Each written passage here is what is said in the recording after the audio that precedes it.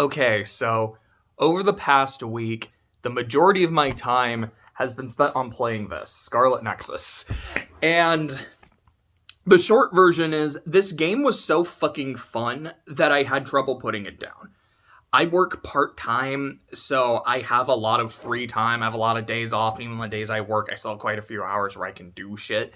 So I had a lot of time to do this, and as I said in the room talk video, I should have spread it out more. I should have tried to do some more writing. I should have been reading Mistborn. Instead, I was just doing this.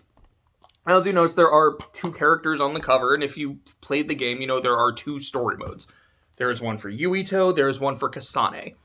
I played Kasane first, and by the time I was done, I genuinely felt satisfied with the experience. I don't know if it's one of those where it's like, no. You have to play both stories. Like, if you just play Kasane's, you don't play Yuito, you are missing out on important content. My understanding is you probably should. The story might feel a little more well-rounded, and there'll be at least some fights that are different. From what I understand, like, some of the fights that I really loved, which I'll get to when I talk about the gameplay, are in Kasane's story and not in Yuito's, so it's just like, oh, so... It almost feels like, to me, if I play Yuito, I'll have a similar experience, but one that's just not quite as good. And like I said, by the end, like, I feel satisfied. I got a great soundtrack, some really eye-popping visuals at times, phenomenally fun gameplay, and a story that's kind of all over the place, but surprisingly coherent, and to me, in a way that kind of worked. One of the things I have to say, though, is, as you can see, this game was like $20. This came out in 2021. It's been out about 2 years now. Actually, yeah, I think it came out in June of 2021, so it almost was like 2 years. I got this last year, and I remember when I saw it at the game store, it was like a secondhand used game store. I was like, I've been really interested in this game. I remember seeing the trailers, thought it looked really cool, really fucking fun. Why is it only $20? That means one of two things. One, I am getting a phenomenal deal on a great game, and like, this is a discount from God himself saying, get this game and fucking play it. Or, this game is dog shit. Because I remember, like, when 76 came out, like, it was full price for, I don't know, like, maybe a month, maybe 2 months. And then just kind of started going down. And then I was like, yeah, now it's just bargain bin shit. Like, I'm interested in the game, so I'm gonna play it. I'm gonna hope it's the former.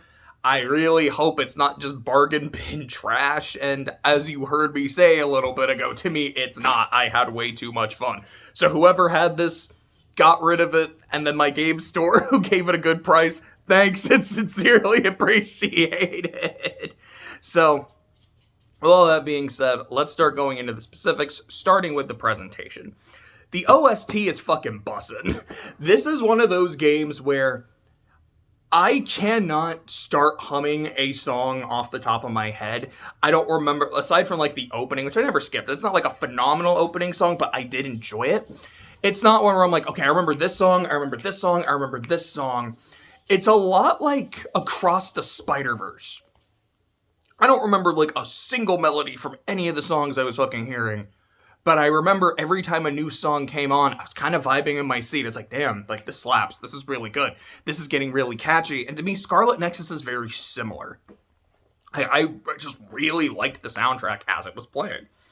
On top of that, you've got a lot of, as I said earlier, kind of eye-popping visuals. One of them is the insta-kill animation, because there's a mechanic is like, essentially all enemies have a break gauge. If you break it and it's not a boss, you get to do a little animation where you instantly kill it. If it is a boss, you don't kill it unless, you know, their health is that low, but it'll do a fuck ton of damage. I guess another way of looking at it is if you played Bloodborne, it's like a visceral attack in Bloodborne. On weaker enemies, it's just going to kill it. On a boss, it probably won't kill it, but it'll do a fuck ton of damage.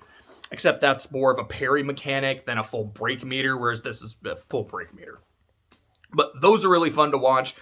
Sometimes, like, the colors get really fun to look at, especially when you're, like, in the brain fields and shit. I just really liked that weird inverted shit. It just kind of does it for me, you know? The cutscenes in the game, I don't want to say it. It's like a comic book, like a visual, or not a visual, like a comic book, a manga, a graphic novel, where you'll just kind of get panels. Like someone's talking, you'll get a panel in the corner of them talking, and then someone else will be talking, so here's a panel of them, and then like a panel of something else. Not every cutscene is like that. Some of them are just more, I guess, standard, like here is the shit happening. I definitely preferred that. I don't inherently mind the manga panel style. It's something that Persona 5 did a lot, especially like in dialogue. But in Persona 5, like, it felt so stylized that it really worked for me.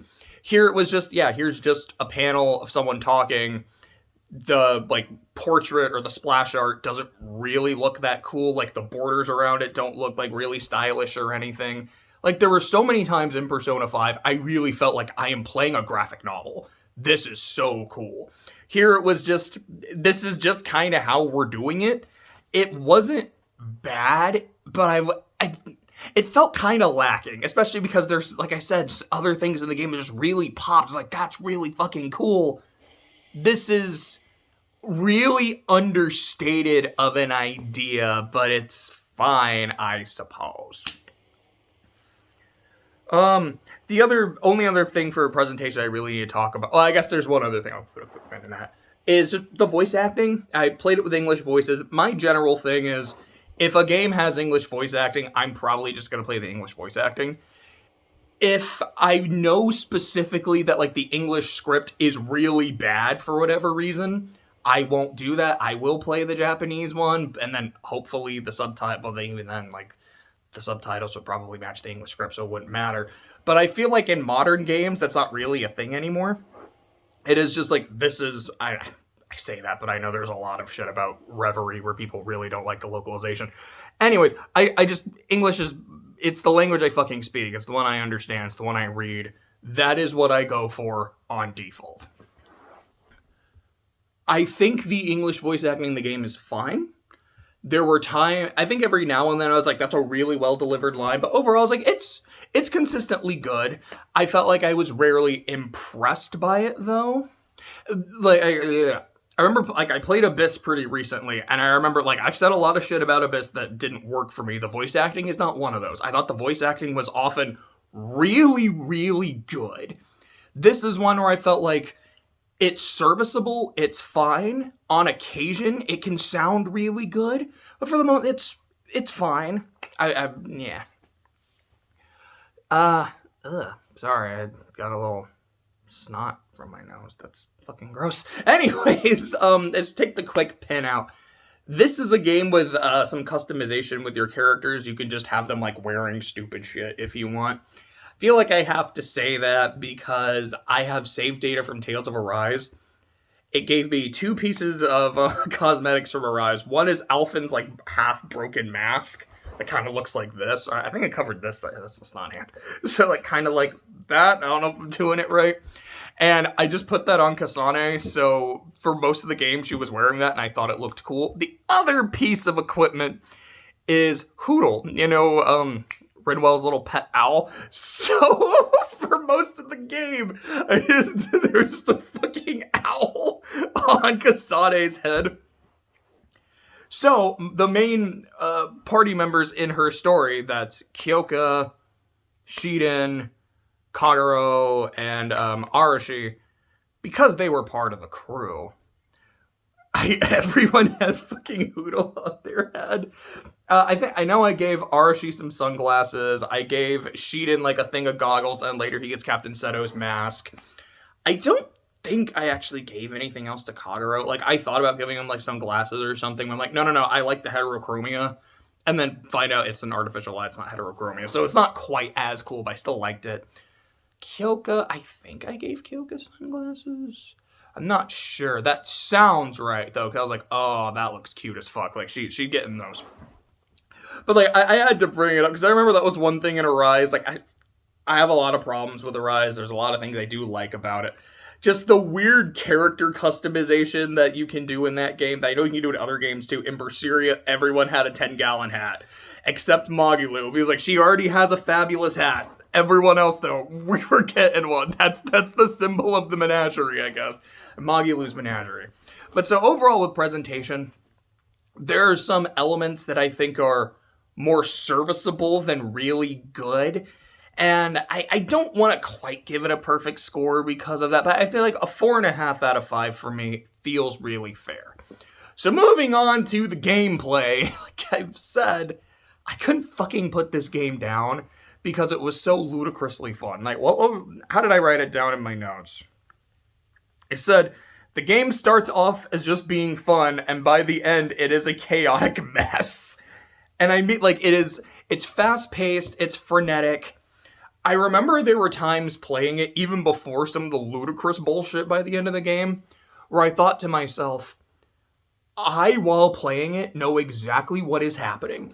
I understand the decisions that I am making as the player. I know this enemy is best dealt with this power, but this enemy is best with this power, and I've got a thing that lets me activate 2 at once, and later you activate 4 at once, and you can do some dumb shit.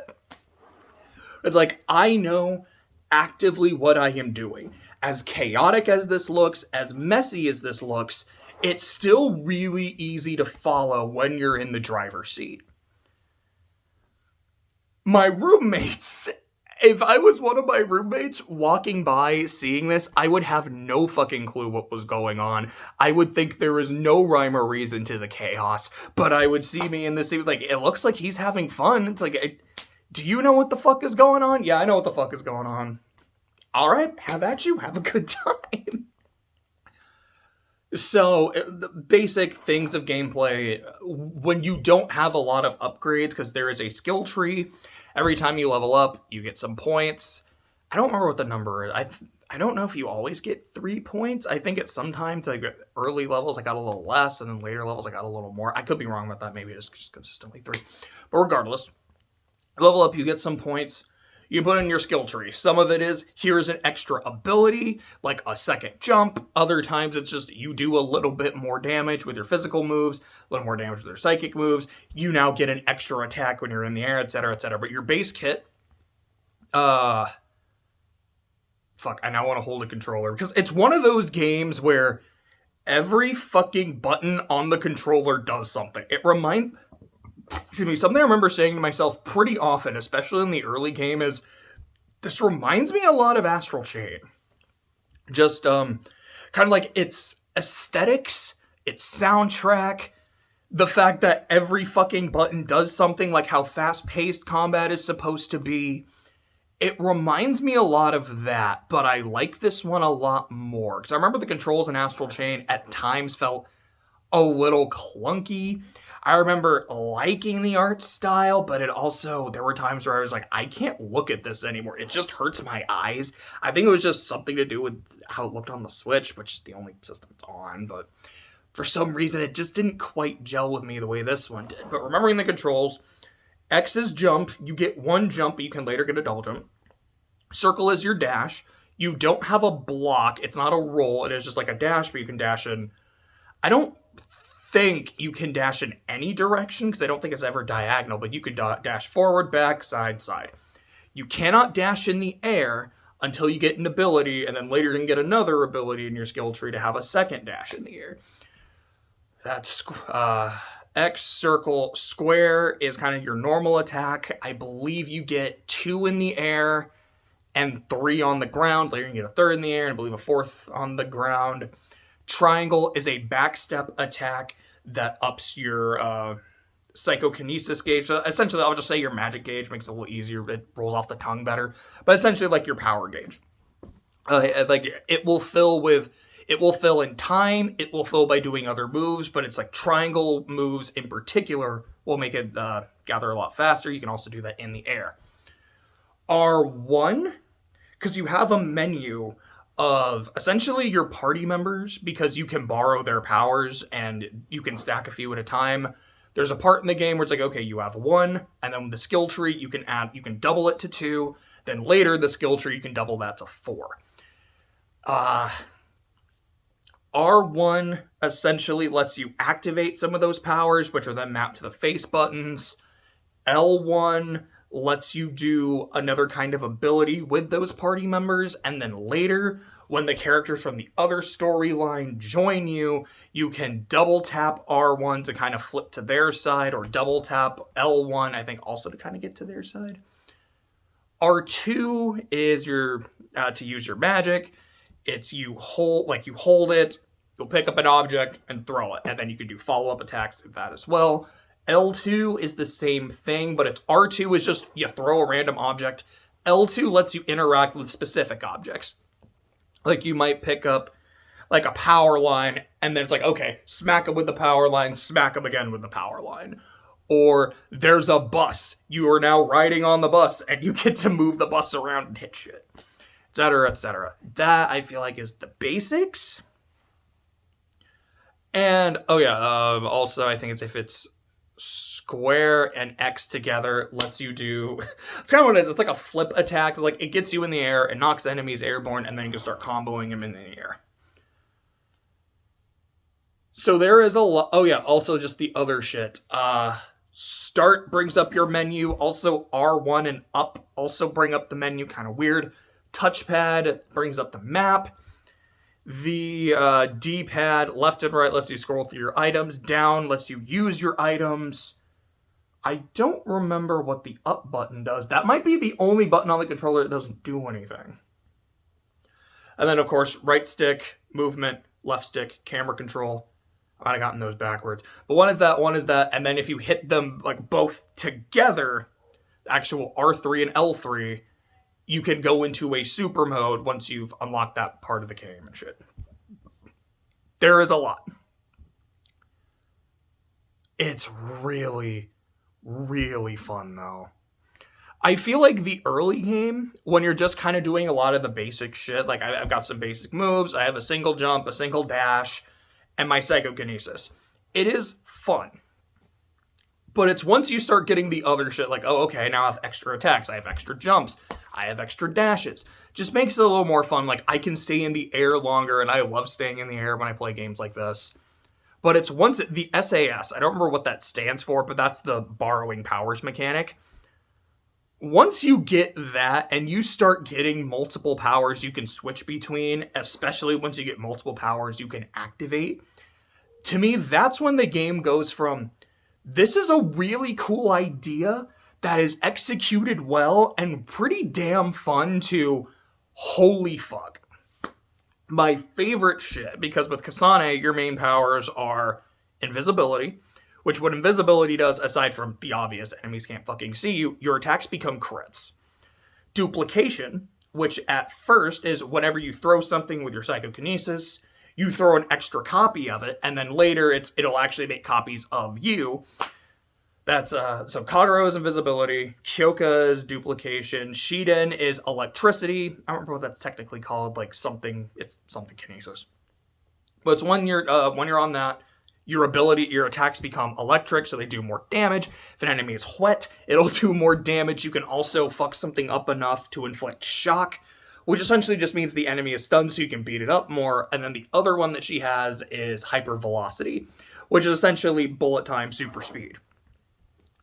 So, when you get to a point where you can use all of those at once, you're like, okay, I'm going to go invisible so I can crit. I'm going to have a clone up so I'm attacking it multiple times at once. All my attacks are electric, so they're doing even more damage, and I'm going to be in hypervelocity, so I am beating the shit out of this enemy, and it can't do anything about it. And that is insanely fun. And then later, when Yuito's party becomes available, you can do some of their shit. Gemma's lets you, essentially like puts armor on your body so you don't take some hits. That's just useful to have, especially if you're fighting a fuck ton of enemies at once, or you're like, okay. Like, especially in the final boss, you're like, I have to move an object and it takes a while to go while the boss is trying to attack you. Just, okay, now I can do this and not get hurt. That's really helpful. Luca's teleportation, I'm gonna be honest, I just didn't use it that much. It can let you get like closer to enemies that are further away. It can let you do hit and run tactics for enemies that are super unga bunga. but it's something I got late game. I'm like, I'm not really worried about enemies being Unga Bunga, because if I need to get away from them, I can hypervelocity, I could go invisible, I could just have Gemma say, I'm not going to take damage. It's not as good. Hanabi's fire is not bad, but it just feels like a weaker version of Shiden's electricity, and you can't have them both active at once, so I would just rather have Shiden. Sugumi has clairvoyance, which is something that's super situational, because there's some enemies that turn invisible. Now you can see them. Some enemies will make smoke. Now you can see through the smoke. It does have an effect where if you do a perfect dodge, so it's like things kind of slow down, you can do a stronger counterattack, but I will be honest, I'm just not good enough with my timing to get perfect dodges down to a science. So for me, it was like, yeah, she has her moments where it's like, you need Sugumi right now, but overall it was fine. But then there's Yuito. Yuito has the same power as Kasane. So when you have him active, when you use your psychokinesis, it doesn't cost any of your meter. It's all free. So, some dumb shit you can do is, I'm going to go invisible. So my attacks are now crits. I'm going to use Yuito's power, so anytime I move something, it's free, and when it hits something, it crits, and can absolutely destroy the break meter.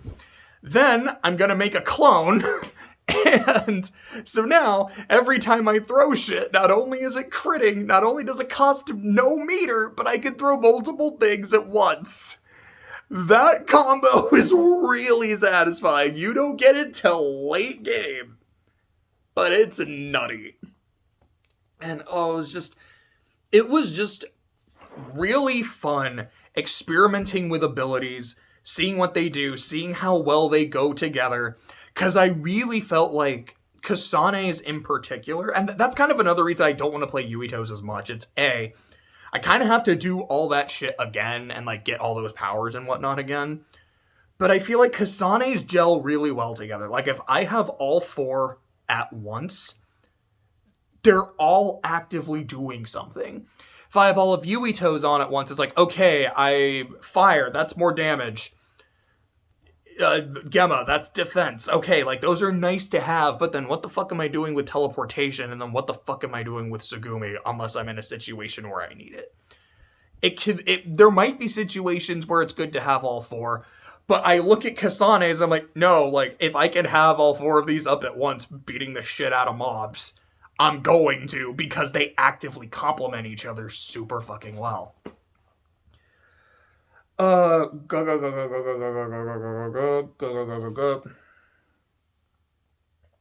so the only other things to talk about when it comes to gameplay is just the bosses I really liked, the one boss I hated, and the fact that there's a social link mechanic. So I'll talk about that one next. There's a social link mechanic.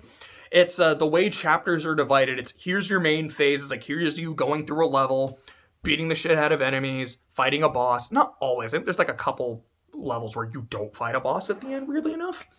But after that, you go back to your hideout where it's like, cool, now you can social link. Talk to everybody. Some people will send you text messages and you can respond to them, which will lead to a bonding episode.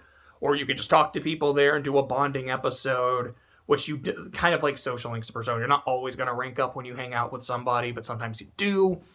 When you rank up with people, it'll actively improve their abilities. Like with Kyoka, it's like at first you're only duplicating objects, then you duplicate yourself, then you can make another copy of yourself. Or like Shiden, your moves are electric, cool. Then when you rank up again, you get a special move you can do that's probably going to inflict shock every time it hits. It's so fucking busted.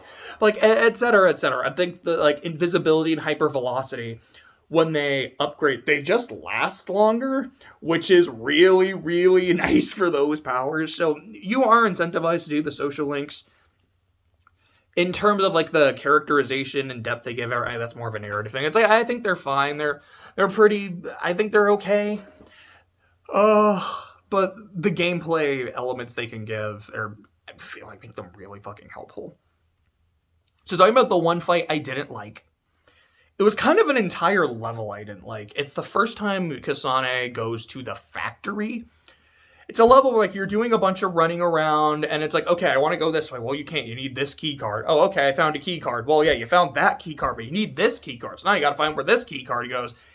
It's not like a super labyrinth or anything.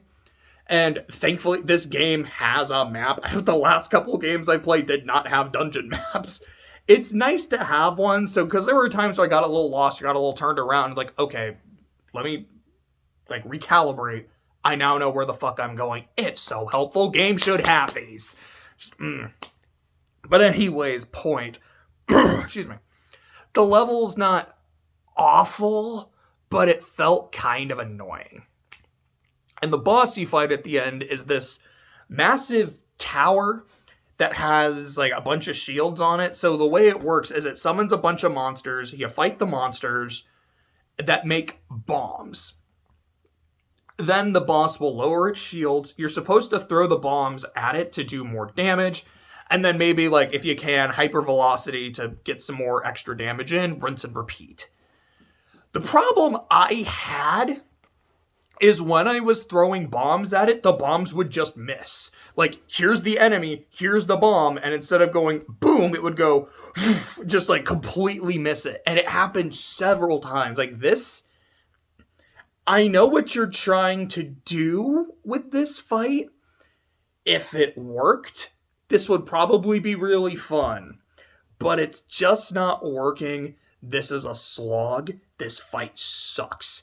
And from what I remember, it was the only fight that I actively disliked. However, there are several fights that I thought were fucking incredible. I don't know if I really have, like, an order of them, so I'll just kind of name the fights. I can think of 4. The first time you fight Yuta, who her power is she can transform into people, and when she does, she borrows their power. So she just kind of keeps turning into, like, excuse me.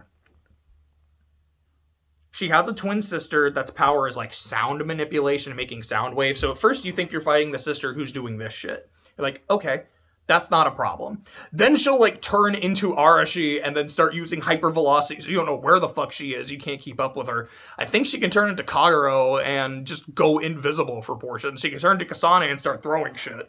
It's really fun. Later, you fight the 2 sisters together, and I think that is probably my favorite fight in the game. It is so fun. It is so chaotic. And from what I understand, neither of those fights are in Yuito's campaign. It's like, oh, so 2 of the best fights in the game I would just be missing out on. Why should I do Yuito's again?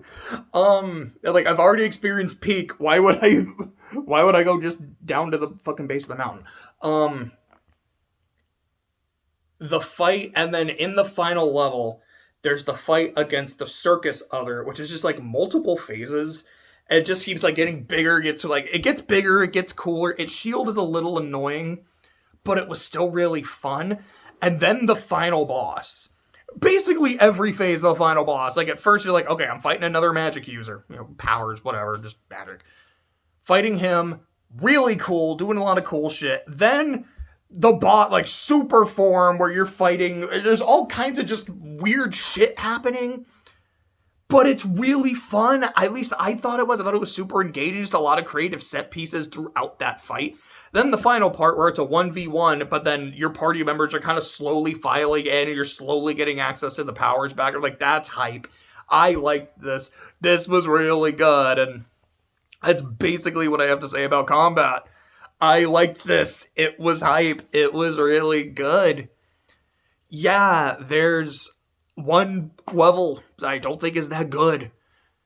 Every other level is fantastic. There's one boss that I think kind of sucks. Everything else is so good. The mechanics do start off feeling like a kind of... they're basic. I don't want to say underwhelming because it's still fun. It's like, yeah, it's basic. I wish I had a double jump. The fact that I can't dash in the air is weird. Oh, that's how I get it. Oh, I can get those really fucking quickly.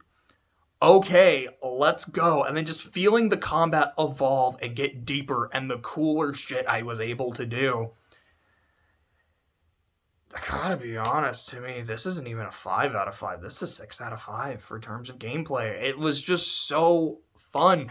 I couldn't put the game down. I wanted to do other shit, but The best way I can describe it is this. The first few days, like, this game is so fun, I can't put it down. I just want to keep playing. By the last couple days, I was starting to get burnt out because, like, this is all I've been doing for a week. I kind of want to do other shit. But also, like, I'm so close to finishing it, I kind of might as well. Like, I mean, fuck it. Let me just go ahead and finish it, and then I will do those other things after. So that's what I did. And even when I was kind of getting burnt out, it was still fun. I still got to fight, like, two of the best bosses in the game like that, and I left, that's why I say, like, I left feeling so satisfied. It was fun at the beginning. It was fun at the end. I am ready to do something else, though. But I had a really good time. So 6 out of 5 for the gameplay. Now let's move on to the narrative.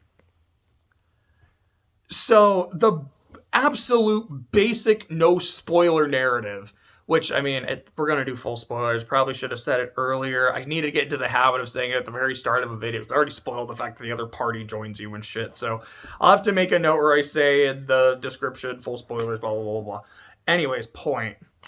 Basic plot is we live on Earth. We live on Earth, somewhere in Japan. There are these supernatural monsters called Others, and people fight them, specifically people with superpowers, like different kinds of psychic energy. Excuse me. At first, I really hated the term Others because of just how fucking boring that is. Like, this is what we're calling, like, these supernatural monsters? These things are, like, you can hear, like, beehives, like you can hear, like, bees buzzing around them. Some of them can, like, do crazy shit, like, turn invisible, shoot hyper beams at you, like, disappear into the ground. Like, that's it. They're just Others. That's not fun. That's boring. What's that one thing? It's like, actually, I didn't like it.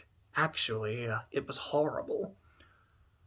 The more I thought about it, though, the more it almost worked. The reason I say almost, and I like to talk about that, I have to talk about, like, kind of the themes of the game. What the game seems to be presenting early on, and maybe this is something that works a lot stronger in Yuito's campaign, is themes about media control, censorship. What I find really interesting about censorship is there's a point very early on, like the first level, where some people die, and because others eat your brains, and like fucking zombie. I can't think of that without thinking of that thing from Billy and Mandy. Brains, I won't lie. It's like, yeah, it's like they eat their brains, so the person's head is, like, open, it's fucked up. You don't want to see that. So actively, the main characters cannot see the head of the body. There's just like an X over it. And they kind of talk about it. They're like, yeah, I mean, the fact, like, there's things that the government literally does not let us see. That's kind of fucked up. But at the same time, I get why. I mean, do you actually want to see that guy with his fucking head splayed open? No. Like, they want to keep the morale up of the citizens and also of us, the soldiers. If we see shit like that, and we're like, oh my god, that could happen to me, that might fuck us up when we're in the middle of a fight. We might not be fighting at, optimal strength. So I'm kind of glad for censorship, which is an interesting thing to think about. Whenever you see censorship as a theme, it's always about how censorship is bad. And generally speaking, I will err on the side of less censorship is better. But on the other hand, it's like when there's like a mass shooting or there's some kind of big tragedy where a lot of people died, a news outlet won't really show you the violence or the bodies. Because, yeah, we want to keep you informed of what happened. And maybe they don't want to keep you informed of what happened. But we want to let you know, like, this is what happened, but we're not going to actually show you people with fucking 19 bullet holes or, like, half their brain missing. Like, we can't fucking put that shit on TV. No way. And it is understandable. I was like, this is kind of interesting. I am looking forward to seeing where this goes. They're also seeing, and then with that theme of media control and, like, what they tell you versus don't tell you and censorship, and how censorship can have a place as long as it was, like, within limits. the term others makes a lot of sense. Because we're not like, there's us and then there's them. What we're fighting against, the people who disagree with us, they're just the others. Like that feels a lot smarter than I gave it credit for.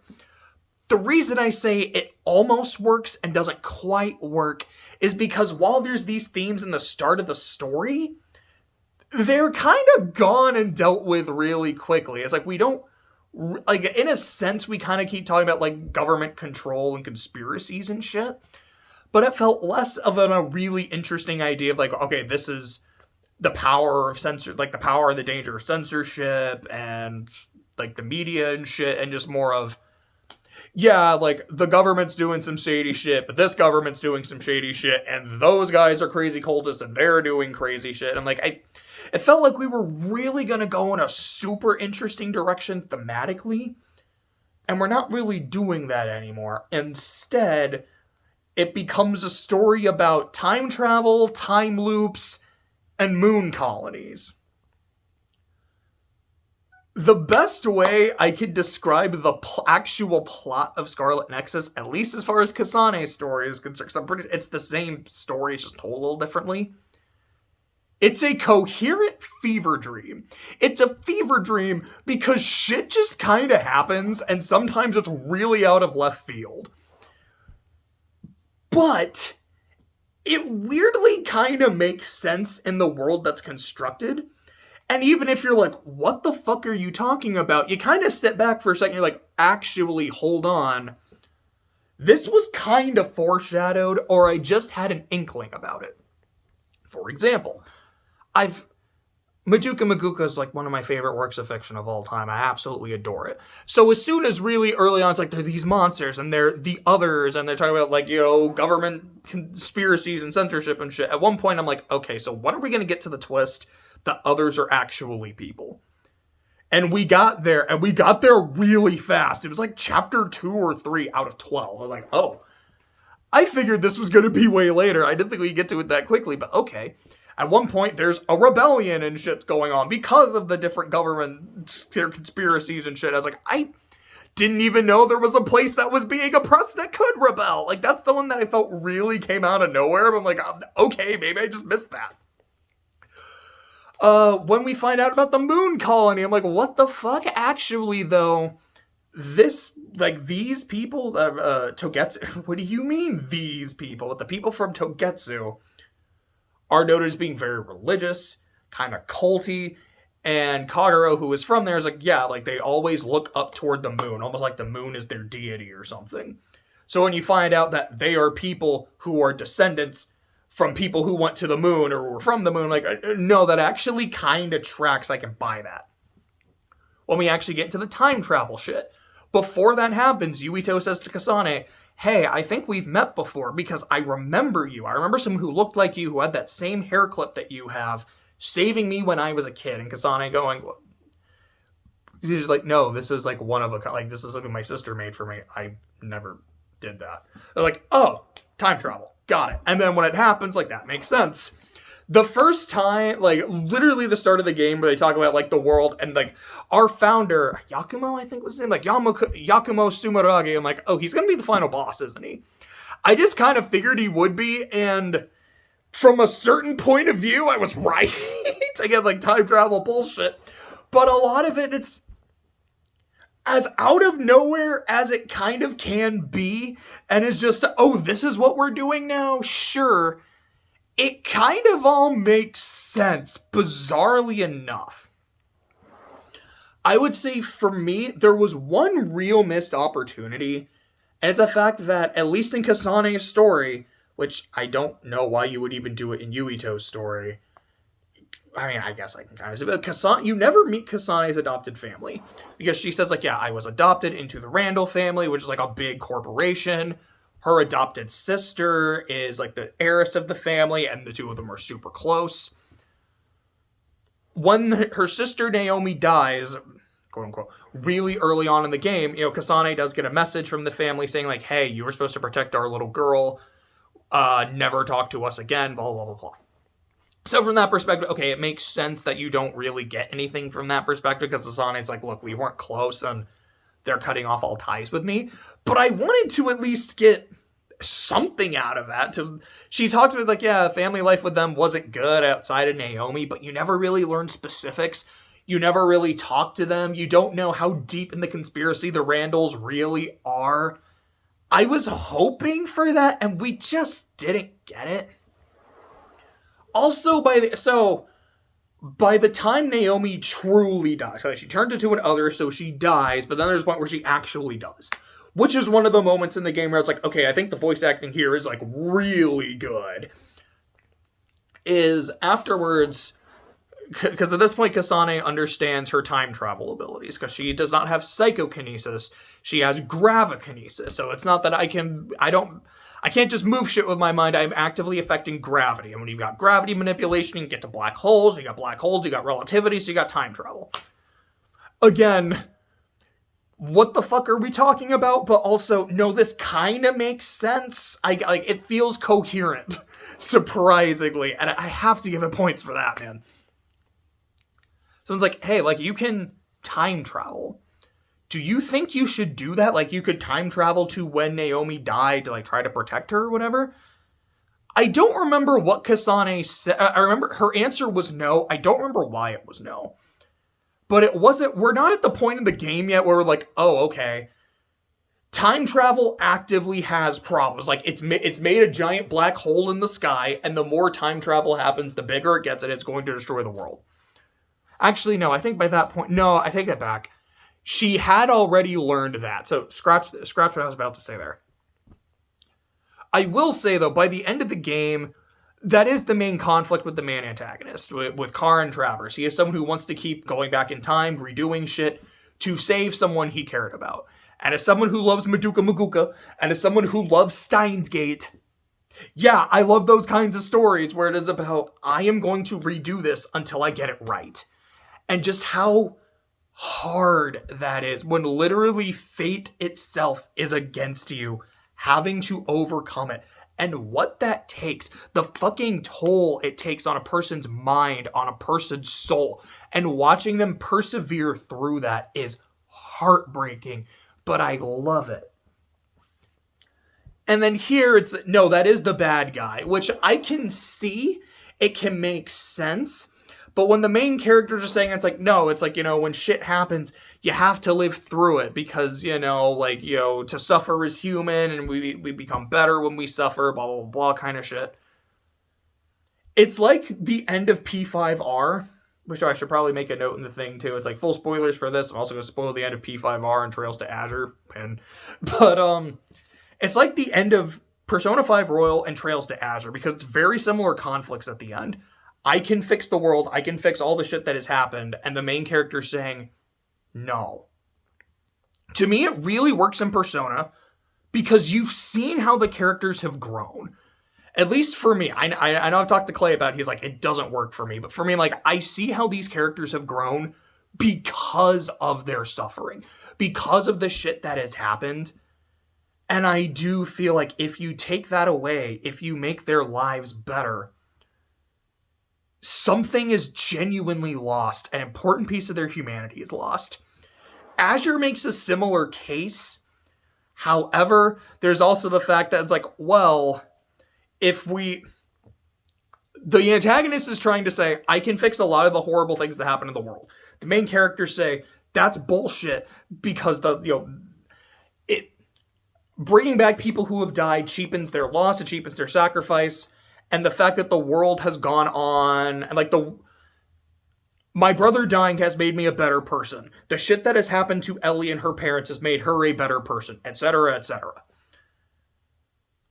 However, these motherfuckers have also died, and the power that the main antagonist wants to use to fix shit is the same power that made them not die.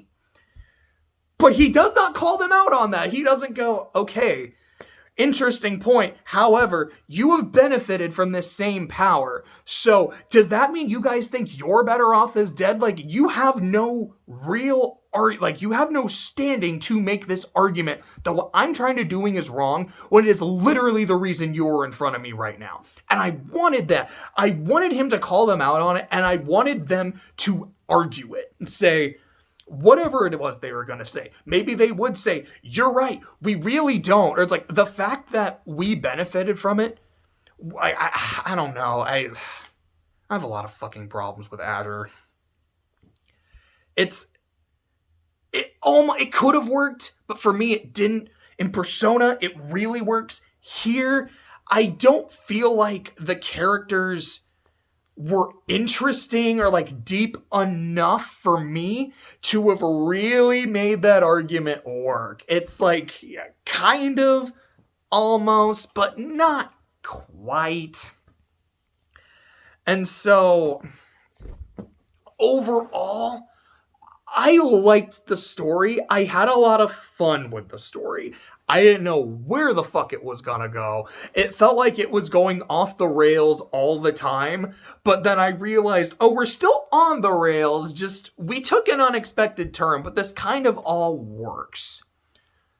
I didn't exactly love the direction by the end, but I didn't hate it either. But I don't feel like I can give it quite a perfect score. To me, it's about a 4. So if I look at that, like, it's a 4 for the story, it's a 6 for gameplay. So 6 plus 4 is 10, plus 4.5 is 14.5. To me, it's a 14.5 out of 15. It is a game where the presentation is really good, the gameplay is immaculate, the story, to me, has some problems, but was so genuinely fun just kind of seeing, where is this insanity gonna go? I did not dislike it. I really didn't. So, I'm glad I got it for only $20, but if I got it for full price, I still would have been like, yeah, this was worth the full price. Just the fact that I got it cheap makes it even better. So, yeah, if you've played it, I genuinely hope you liked it. I hope you liked it as much as I did. Hope maybe even more. If you didn't like it, I'm curious to know why. Like, I feel like if it's the story, I get it. If it is because of the gameplay, I'm very interested to know why the gameplay didn't quite work for you. But with all that said, that's pretty much it for this. The next game is going to be The Witcher 3. I almost said free. The Witcher 3. I'm finally going to play it, but now I need to go back to reading Mistborn and writing. And tomorrow's Barbenheimer, and I'm really, really excited. So those will probably be the next couple videos. I don't know when they will come out, but come on, Barbie, let's go party.